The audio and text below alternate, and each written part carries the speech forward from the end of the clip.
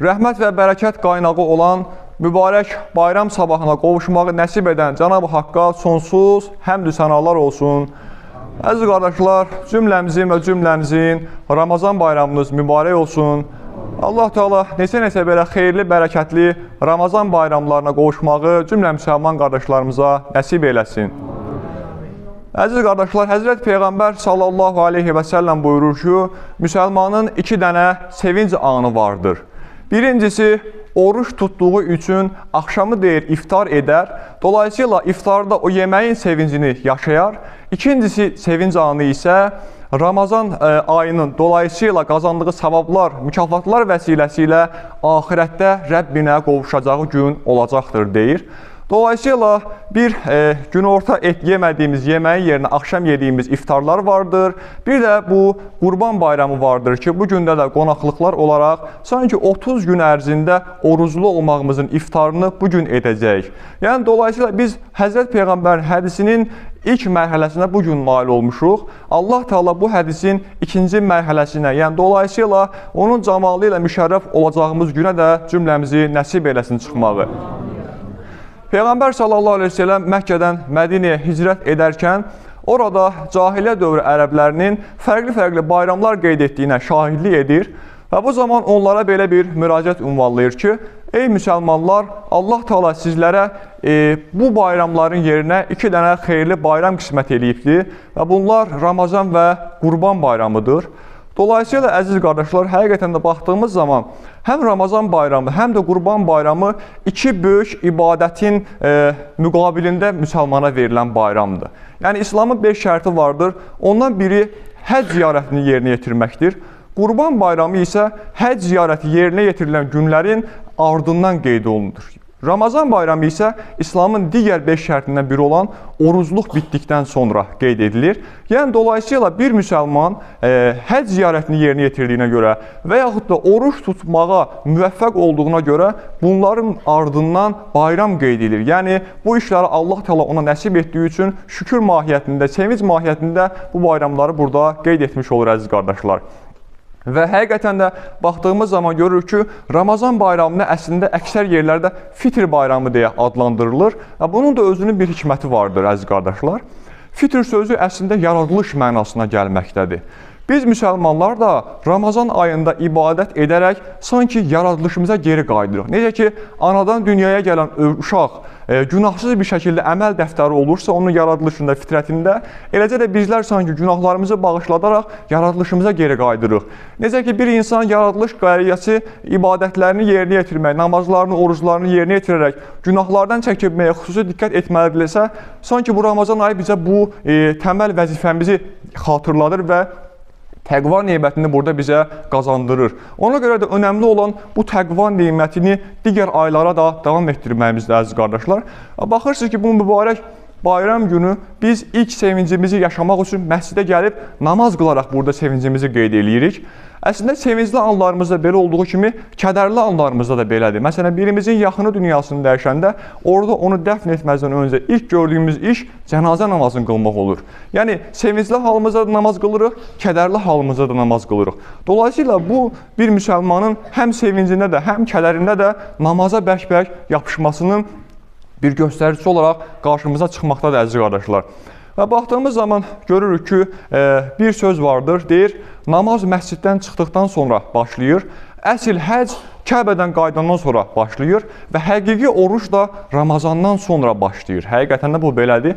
Məsələn, bəzi qardaşlar görür ki, Ramazan ayında ibadətlərini çox yüksək səviyyədə yerinə yetirir, amma Ramazan bitdikdən sonra sanki artıq bunun üçün İslam dinində qurtarmışdı deyə belə bir hal yaranır, ibadətlərində axsaqlıq meydana gəlir. Amma Peyğəmbər s.ə.v və Quran-ı Kərimin ayətləri buyurur ki, ölüm gəlincəyə qədər ibadətə davam edin. Ona görə Həzrət Peyğəmbər s.ə.v deyir ki, müsəlman hər gününü sanki son günüymüş kimi ibadətlərlə bol-bol keçirməsi lazımdır. Və ona görə də, məsələn, bəzi qardaşlar görür ki, Ramazan ayında günahlara riayət edib etməməyə diqqət yanaşır, günahlardan çox uzaq qaçır, amma Ramazan qurtardıqdan sonra artıq böyük, kiçik deməkdən demədən günahların üzərinə basa-basa həyatına davam eləyir. Amma bu da belə-belə olmamalıdır. Çünki bizim Ramazan ayında qazandığımız savablar vəsiləsilə günahlarımız silinirsə, eləcə də Ramazandan sonra qazandığımız günahlar vəsiləsilə də Ramazanda qazandığımız savablar silinə bilər. Ona görə əgər savablarımızı silinməməsini istəyiriksə, günahlar baxımından da diqqətli olmalıyıq.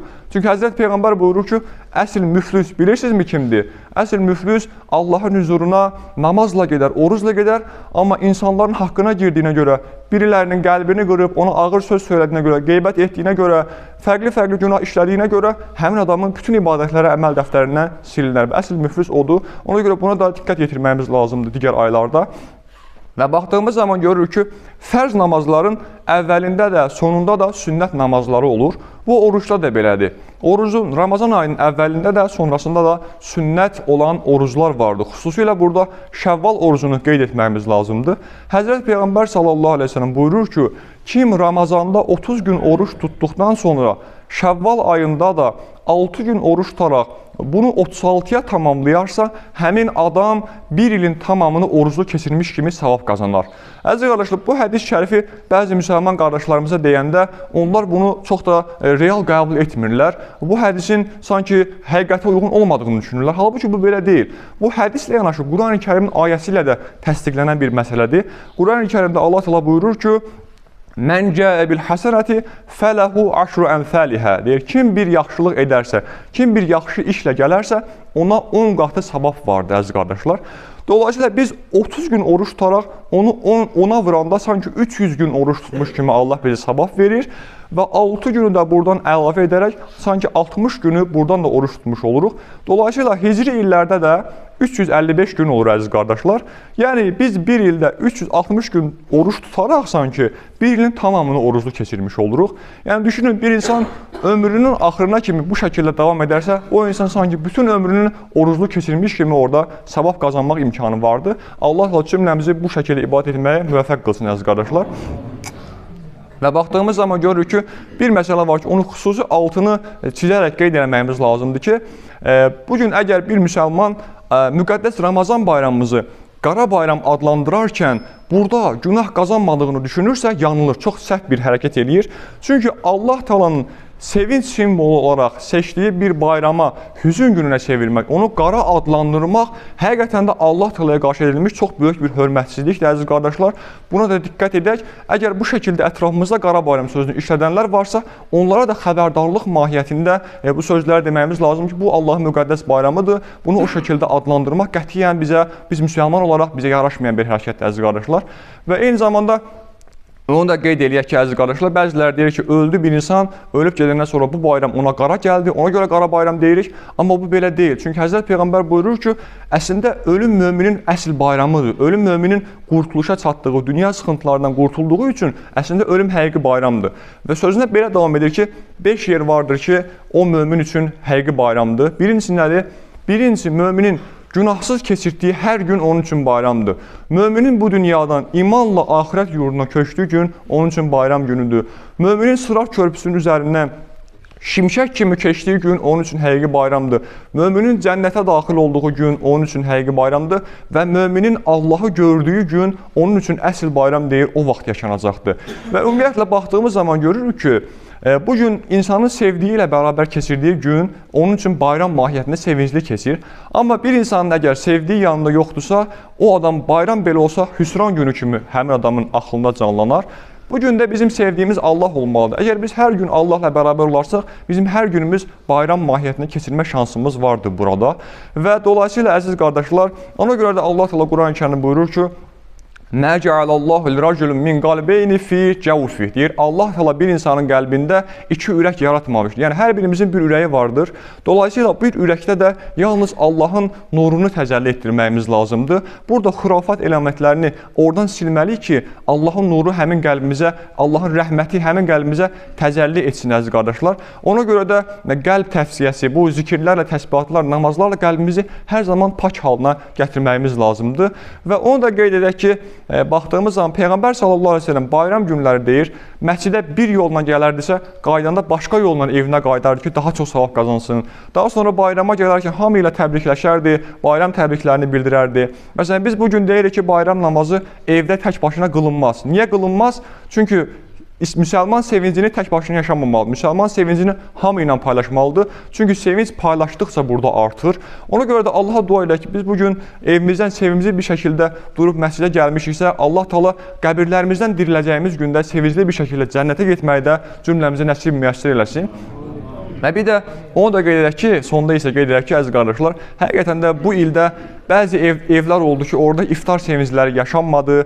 Bəzi insanlar oldu ki, onlara Peyğəmbərimizin hədisi var idi ki, içi boş aclıqdan başqa deyir bəzi insanlara bir şey qalmır, orucları tutsalar belə onlara aclıqdan başqa savab yazılmır. Çünki deyir, yalan danışarlar, qeybət edərlər, harama baxarlar. Bu işləri gördüyünə görə onlara deyir, orucdan savab qalmaz. Allaha dua edək ki, Uca Rəbbimiz bəzən bu şəkildə yanlış yolda olub, doğru olduqlarını zənn edən insanlar da haqq yoluna hidayət eləsin və həqiqi mənada oruç tutmağı da cümlə müsəlman qardaşlarımıza nəsib eləsin. Və həqiqətən də bir söz var, deyir, insanın evinə sevdiyi bir qonaq gəldiyi zaman o qonağı göndərmək istəmir insan. Çünki sevdiyi bir qonaqdır. Ramazan da sanki xeyri ilə, bərəkəti ilə bizim evimizə gələn sevimli bir qonaq idi. Hər nə qədər də onu uğurlamaq, yola salmaq bizim üçün çətin olsa da bu Allahın təqdiridir. Ona görə də buna da əməl etməyimiz lazımdır. Və eyni zamanda onu da qeyd edək ki, bu Ramazan ayı sanki xoş gəldin Ramazan, əlvida Ramazan deyərcəsinə çox sürətli bir şəkildə getdi və bizim ömrümüz də bu şəkildədir, tez bir şəkildə çıxıb gedəcəkdir. Bir göz açıb baxacağıq ki, artıq yaşımız neçələrə gəlib çatmışdı. Ona görə Allah Taala dua edək ki, Uca Rəbbimiz zaman nemətinin qədrini bilməyi, bu şəkildə bir həyat yaşamağı cümləmizə nəsib eləsin. Allah Taala bu bayramı bizlər üçün xeyirlərə, bərəkətlərə vəsilə qılsın. Uca Rəbbimiz bayram vəsiləsi ilə, Ramazan ayı vəsiləsi ilə ən uca dərəcələrə çatan o müqəddəs, mübarək bəndələrdən olmağı da cümləmizə nəsib eləsin. Ələ innə əhsənəl kələm və əbləğən nivam kələmullahil məlikil azizil ələm kəmə qal Allah təbarəkə və təalə fil kələm